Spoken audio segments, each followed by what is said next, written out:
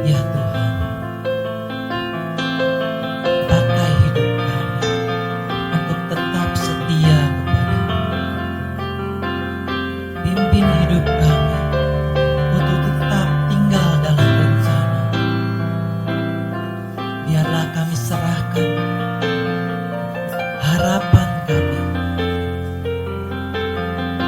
masa depan kami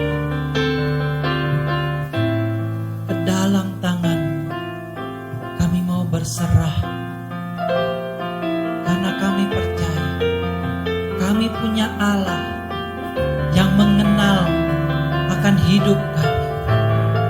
Kami punya Allah yang tahu yang terbaik bagi kami. Karena Allah kami adalah Allah yang hidup.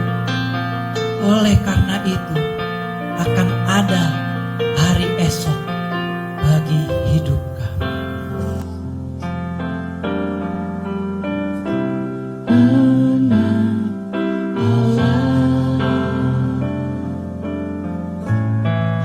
Yesus namanya menyembuhkan,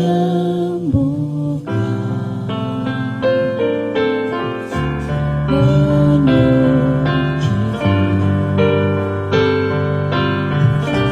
badan hati, tebus dosa.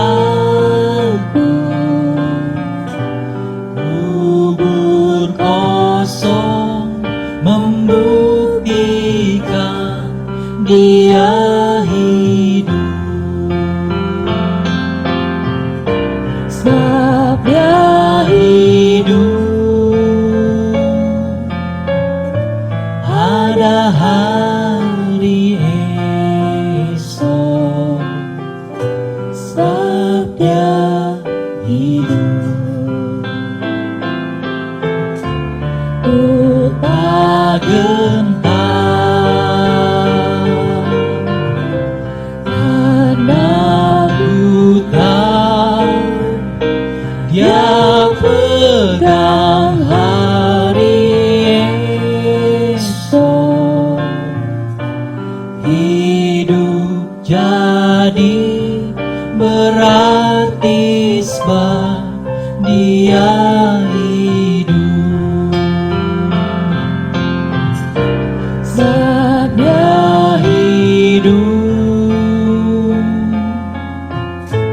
ada hari esok, sebab Dia hidup. Ku tak gentar karena ku tahu Dia pegang hari hidup jadi berarti sebab Dia hidup. Karena ku tahu Dia pegang hari esok. Hidup jadi berarti sebab Dia hidup.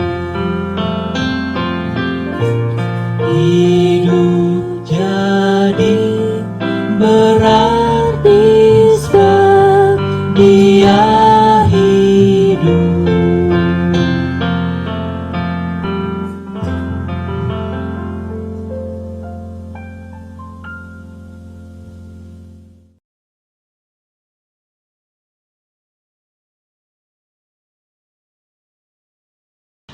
Shalom saudaraku, damai sejahtera bagi kita semua. Terpujilah Kristus yang sudah mati menebus dosa kita dan yang telah bangkit dari maut memberi kita kekuatan, pengharapan. Bersama Kristus kita sanggup menanggung segala perkara. Karena Ialah yang memberikan kepada kita kekuatan setiap hari. Saudara, kita ini hidup dari kasih karunia Tuhan kepada kasih karunia-Nya. Firman Tuhan meneguhkan kita setiap hari. Kalau kita hidup, ditolong Tuhan. Kalau kita meninggal, kita tahu bahwa alamat orang percaya jelas, yaitu rumah Bapa di sorga. Jadi hidup kita atau mati kita adalah dari Kristus untuk memuliakan namanya. Hari ini saudara, kita masih beribadah online. Mari tetap bersyukur. Kita masih bisa memuji Tuhan, mendengar firman Tuhan, berdoa untuk diri sendiri dan banyak orang, dan masih bisa memberi untuk pekerjaan Tuhan. Minggu ini sampai dengan yang akan datang, kita akan belajar tentang peristiwa-peristiwa sesudah kebangkitan Yesus. Agar kita semakin mengerti, teguh dalam iman, sehingga dapat dengan jelas bersaksi pada banyak orang. Saudara berdoa, minta dengan sungguh kepada Tuhan. Pada masa-masa seperti ini, ada banyak kesempatan untuk dapat bercerita tentang kasih dan kuasa Kristus. Baiklah, kita baca dari Lukas 23 ayat 50 sampai Lukas 24 ayat 12. Lukas 23 ayat 50 sampai Lukas 24 ayat 12. Baik, saya bacakan. Yesus dikuburkan. Adalah seorang yang bernama Yusuf, ia anggota majelis besar dan seorang yang baik lagi benar. Ia tidak setuju dengan putusan dan tindakan majelis itu. Ia berasal dari Arimatea, sebuah kota Yahudi, dan ia menanti-nantikan kerajaan Allah. Ia pergi menghadap Pilatus dan meminta mayat Yesus. Dan sesudah ia menurunkan mayat itu, ia mengapaninya dengan kain lenan, lalu membaringkannya di dalam kubur yang digali di dalam bukit batu, di mana belum pernah dibaringkan mayat. Hari itu adalah hari persiapan dan Sabat hampir mulai. Tolong perhatikan ayat 55 dan 56. Dan perempuan-perempuan yang datang bersama-sama dengan Yesus dari Galilea ikut serta, dan mereka melihat kubur itu dan bagaimana mayatnya dibaringkan. Dan setelah pulang, mereka menyediakan rempah-rempah dan minyak mur. Kebangkitan Yesus. Lukas 24 ayat 1 sampai 12. Dan pada hari Sabat mereka istirahat menurut hukum Taurat. Tetapi pagi-pagi benar pada hari pertama minggu itu, mereka pergi ke kubur membawa rempah-rempah yang telah disediakan mereka. Mereka mendapati batu sudah terguling dari kubur itu, dan setelah masuk mereka tidak menemukan mayat Tuhan Yesus. Sementara mereka berdiri termangu-mangu karena hal itu, tiba-tiba ada dua orang berdiri dekat mereka memakai pakaian yang berkilau-kilauan. Mereka sangat ketakutan dan menundukkan kepala. Tetapi kedua orang itu berkata kepada mereka, "Mengapa kamu mencari Dia yang hidup di antara orang mati? Ia tidak ada di sini. Ia telah bangkit.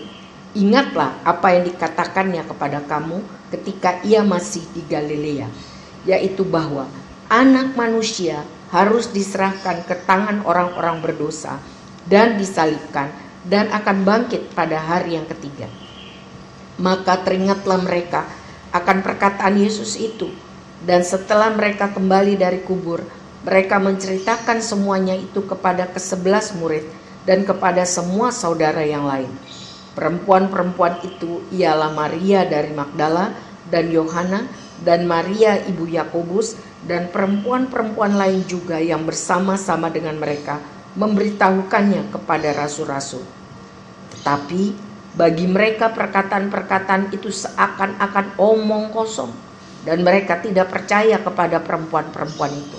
Sungguh pun demikian, Petrus bangun lalu cepat-cepat pergi ke kubur itu. Ketika ia menjenguk ke dalam, ia melihat hanya kain kapan saja. Lalu ia pergi dan ia bertanya dalam hatinya apa yang kiranya telah terjadi. Saudara, perempuan-perempuan Galilea mengikuti Yusuf dari Arimatea ke kubur. Jadi mereka tahu dengan pasti di mana kubur Yesus, di mana tubuh Yesus dibaringkan. Dan karena mereka ingin menyatakan kasih dan hormat kepada guru mereka yang telah wafat, ayat 56 mengajarkan bahwa mereka pulang dan menyediakan rempah-rempah dan minyak mur atau minyak wangi untuk datang ke kubur Yesus setelah hari Sabat.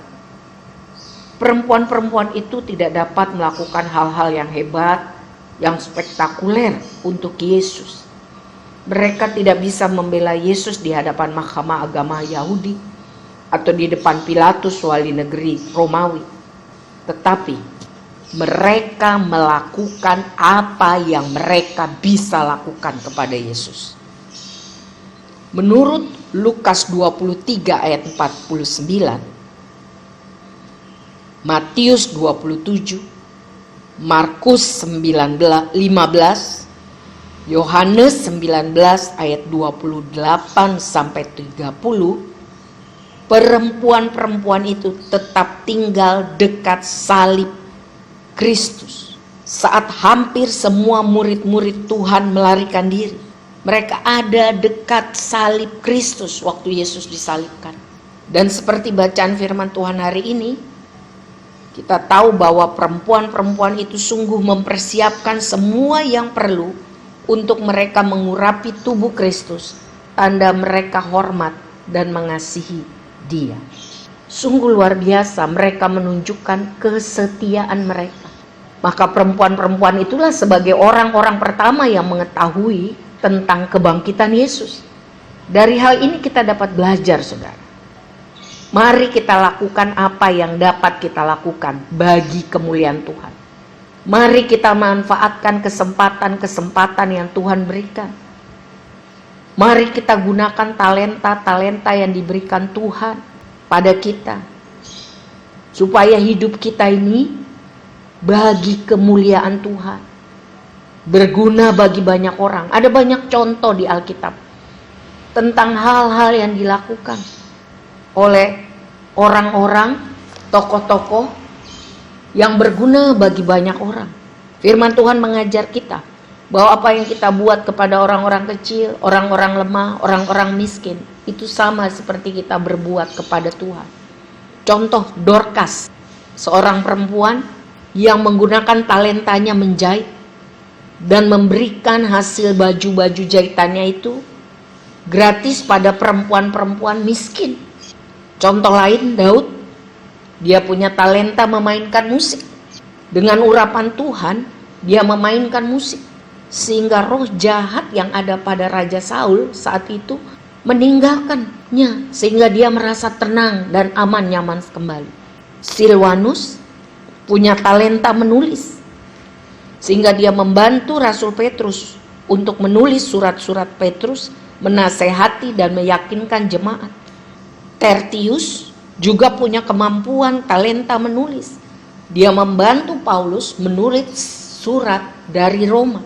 Gaius punya kemampuan untuk memberi tumpangan. Rumahnya cukup untuk menolong, menampung Rasul Paulus. Dia dapat anugerah itu. Trifena dan Trifosa dikatakan mereka bekerja membanting tulang untuk melayani pekerjaan Tuhan. Priscilla dan Aquila, suami istri, yang memberi rumahnya untuk pelayanan Injil. Saudara-saudara, sekali lagi, mari kita lakukan apa yang dapat kita lakukan, yang terbaik bagi kemuliaan Tuhan. Amin. Gunakan kesempatan yang masih Tuhan berikan. Inilah saatnya kita dapat menolong banyak orang, menjadi berkat bagi banyak orang, supaya orang melihat kelakuan kita yang baik. Firman Tuhan katakan, dan pada akhirnya mereka mempermuliakan Tuhan. Amin. Gunakan kesempatan ini, saudara. Gunakan saat-saat ini. Apa yang kita bisa lakukan, berkati orang lain. Apa saja yang kita bisa lakukan supaya Tuhan dimuliakan. Mari kita lanjutkan dari Lukas 24 ayat 1 sampai 9. Dua malaikat bertanya pada para perempuan itu, mengapa mereka mencari orang yang hidup di dalam kubur? Mengapa mencari orang yang hidup di dalam kubur? Yesus tidak ada lagi. dikubur. Yesus sudah tidak mati, Yesus sudah bangkit, Yesus sudah hidup. Para malaikat itu mengingatkan perempuan-perempuan tersebut bahwa Yesus sebelumnya telah mengatakan apa yang akan terjadi terhadap dirinya. Tetapi perempuan-perempuan itu lupa. Di dalam Lukas 9 ayat 22. Lukas 9 ayat 22. Dan Yesus berkata, Anak manusia harus menanggung banyak penderitaan dan ditolak oleh tua-tua, imam-imam kepala dan ahli-ahli Taurat, lalu dibunuh dan dibangkitkan pada hari ketiga. Yesus berkata, ini loh yang akan terjadi kepadaku, tapi mereka lupa. Lukas 18 ayat 31 sampai 33. Lukas 18 ayat 31 sampai 33. Yesus memanggil ke-12 muridnya lalu berkata kepada mereka, sekarang kita pergi ke Yerusalem dan segala sesuatu yang ditulis oleh para nabi mengenai Anak Manusia akan digenapi. Saudara, ini menunjuk pada Mazmur 22 yang ditulis oleh Daud dengan ilham Roh Kudus, yang memberi gambaran yang sangat akurat tentang penderitaan Mesias, dan juga di dalam Yesaya 53. Kita lanjutkan dari Lukas 18 ayat 31 sampai 33. Demikian firman Tuhan.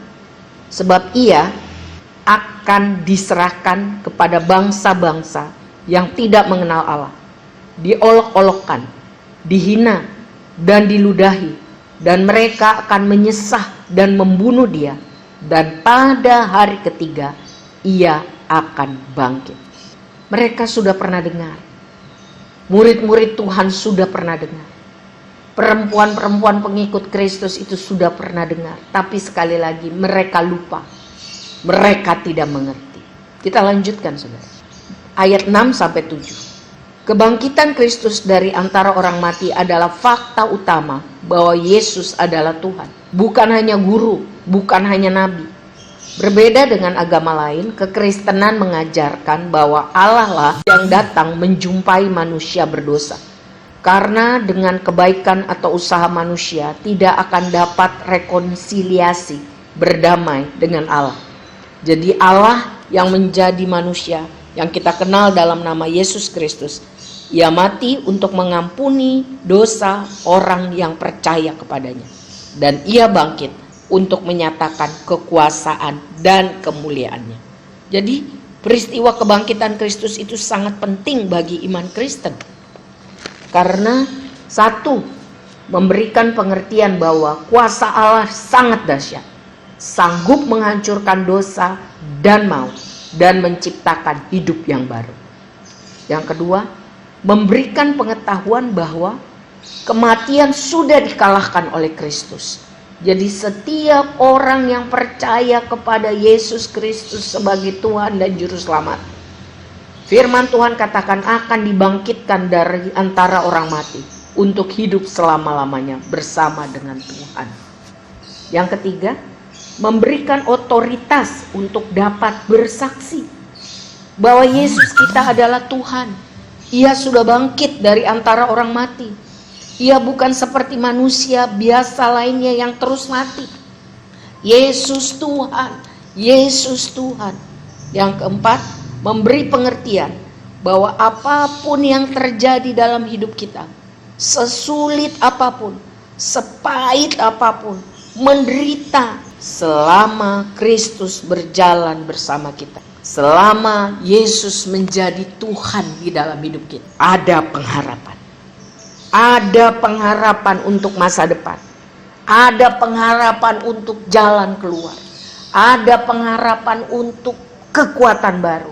Ada pengharapan untuk hidup yang lebih baik. Karena Tuhan yang kita percaya hidup. Ia berkuasa, ia nyata, memampukan kita untuk hidup bagi kemuliaannya di dalam situasi tersulit sekalipun. Saudara dengar kesaksian yang sudah saya share di pendalaman Alkitab tentang kapten pilot Rikoseta yang sudah ditolong Tuhan.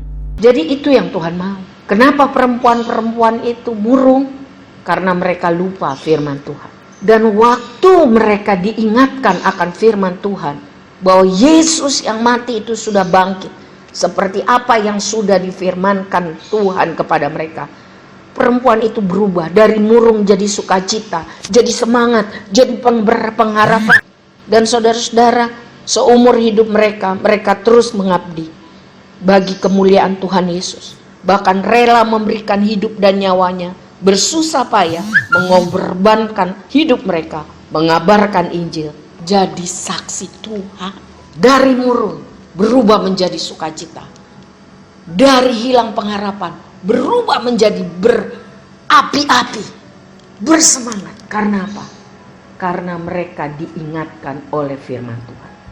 Jadi pelajaran yang dapat kita ambil, ingat firman Tuhan. Ingat firman Tuhan. Firman Tuhan harus jadi dasar hidup kita.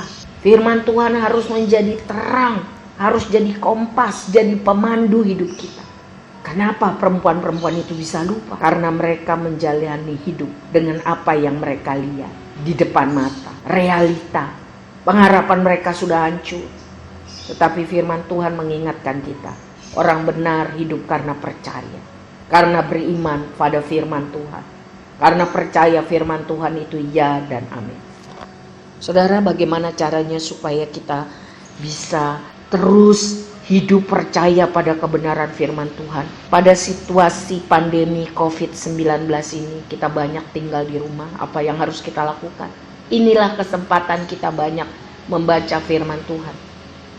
Tuhan mau kita lebih dekat dengannya. Di rumah aja bukan berarti nonton terus atau tidur terus atau main terus. Tetapi bisa ada banyak waktu kita membaca firman dan merenungkan firman. Banyak waktu untuk berdoa, bersyukur karena masih diberi kesempatan hidup. Bersyukur karena Tuhan masih memberikan kita perlindungan. Kita bisa berdoa buat banyak orang. Kita minta kepada Tuhan kesempatan untuk bisa bersaksi. Dan Tuhan juga mau supaya kita taat kepada pemerintah. Selama masa kerja di rumah atau belajar dari rumah, kita dengar apa yang pemerintah katakan, jaga jarak. Kalau tidak perlu jangan keluar rumah.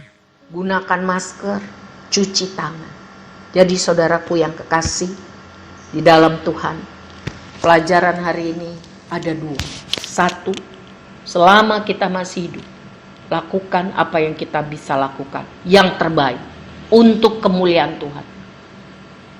Jadi berkat buat banyak orang. Inilah kesempatan di mana kita bisa jadi berkat untuk banyak orang.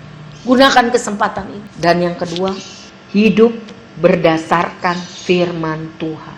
Firman Tuhan harus jadi pedoman, jadi kompas di dalam hidup. Kalau perasaan bisa berubah, kalau realita bisa mengecewakan, tetapi firman Tuhan ya dan amin. Berharaplah Allah saja, bergantung firman-Nya, sebab tidak ada yang mustahil bagi Tuhan. Saudara-saudara, mari kita berdoa supaya kita melakukan firman ini. Bukan cuma saya bicara, saudara mendengar, tapi kita lakukan firman ini, supaya kita semua bertambah-tambah menyenangkan hati Tuhan.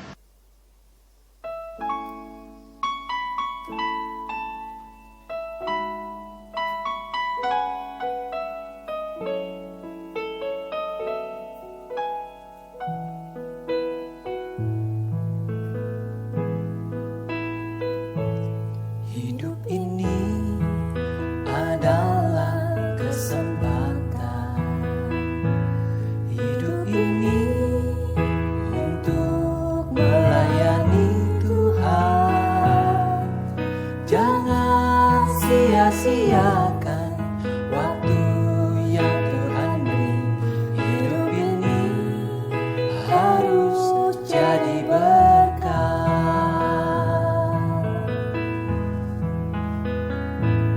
Hidup ini adalah kesempatan. Hidup ini untuk melayani Tuhan. sia-siakan waktu yang Tuhan beri. Hidup ini harus jadi berkah. Oh Tuhan, pakailah hidupku selagi aku masih kuat. Bila saatnya nanti ku tak berdaya lagi, hidup ini sudah jadi berkah. Hidup ini adalah kesempatan. Hidup ini untuk melayani Tuhan. Jangan sia-siakan waktu yang Tuhan beri. Hidup ini harus jadi berkah. Oh Tuhan, pakailah hidupku selagi aku masih kuat. Bila saatnya nanti ku tak berdaya lagi, hidup ini sudah jadi berkah. Oh Tuhan, pakailah hidupku selagi aku masih kuat. Bila saatnya nanti ku tak berdaya lagi, hidup ini sudah jadi berkah. Bila saatnya nanti ku tak berdaya lagi, hidup ini sudah jadi berkah. Bila saatnya nanti ku tak berdaya lagi, hidup ini sudah jadi berkah. Mari kita berdoa. Bapa yang baik, kami mengucap syukur. Kami belajar hari ini tentang peristiwa perempuan-perempuan yang tulus hatinya, yang setia kepada Tuhan. Tetapi mereka lupa firman Tuhan. Akibatnya mereka menjadi susah, murung, hilang pengharapan. Tuhan, Kau tahu keadaan kami. Tuhan, tidak ada yang tersembunyi bagi Tuhan. Kami minta Tuhan, kekuatan dari Tuhan. Untuk kalau kami masih hidup sampai hari ini, kami melakukan yang terbaik setiap hari. Apa yang bisa kami lakukan supaya orang-orang di sekitar kami diberkati dan Tuhan dipermuliakan. Beri kami kesempatan untuk bersaksi kepada banyak orang. Beri kami kesempatan untuk berbuat baik sesuai dengan karunia, kapasitas, kesempatan yang Tuhan berikan. Tolong kami Tuhan, supaya kami semua bisa menjadi saksi Tuhan dalam perkataan dan perbuatan. Kami minta sungguh, kesempatan ini adalah kesempatan emas untuk kami bisa melakukan yang baik kepada orang bagi kemuliaan Tuhan. Itu modal bagi kami bersaksi. Sadarkan kami, kesempatan tidak akan terulang. Gunakan kami untuk kemuliaan-Mu ya Bapa. Dan Bapa, kami belajar bahwa kami harus baca firman Tuhan tiap hari, berulang-ulang, supaya kami ingat, menguasai konsep kami berpikir, konsep kami bicara, konsep kami hidup, supaya kami jangan lupa, supaya kami jangan hanyut karena realita kesusahan hidup ataupun keadaan-keadaan yang ada pada kami. Firman-Mu adalah pelita bagi kaki kami dan terang bagi jalan kami. Kesempatan banyak kami dapat gunakan. Baca firman Tuhan, renungkan, doa, memuji Tuhan, bersyukur kepada Tuhan karena perlindungan dan kesempatan. Dan tolong kami semua Tuhan, orang-orang percaya, menjadi orang-orang yang taat kepada pemerintah, supaya jangan karena kelakuan kami mengalami kesusahan sendiri, supaya kami nyata, kami taat kepada pemerintah seperti firman-Mu mengatakan. Jadi Bapa, kiranya hikmat yang daripada Tuhan menguasai hidup kami. Kami lakukan apa yang kami pelajari hari ini. Firman-Mu menjadi rema bagi kami, menjadi sesuatu yang mengubahkan hidup kami. Kalau selama ini kami hanya hidup untuk diri kami sendiri, sekarang kami mau hidup untuk kemuliaan Tuhan melalui berbuat yang baik kepada banyak orang. Kalau selama ini kami hidup berdasarkan pikiran, perasaan kami, sekarang kami mau hidup berdasarkan firman Tuhan. Kiranya berkat Tuhan ada bagi kami semua. Kiranya kasih kepada Tuhan ada bagi kami semua. Hikmat dan hati yang taat Tuhan curahkanlah kepada kami. Berkat Tuhan buat kami semua. Kesehatan rohani dan jasmani. Pengalaman-pengalaman hidup bersama Tuhan. Berkat Tuhan buat anak-anak kami dimanapun mereka berada. Biar mereka semua hidup di dalam pertobatan. Mengasihi Tuhan. Mengasihi Tuhan dengan segenap hati. Dengan segenap kekuatan. Dengan segenap hikmat dan akal budi. Kiranya berkat Tuhan kepada semua mantu, cucu, keluarga besar kami, hamba-hamba Tuhan, jemaat Tuhan, bangsa kami, pemimpin-pemimpin kami. Tuhan Yesus, terima kasih. Sebab Tuhan hidup, kami yakin ada pengharapan di dalam Tuhan. Kami serahkan hidup kami, hari-hari kami di dalam tangan kasih Tuhan.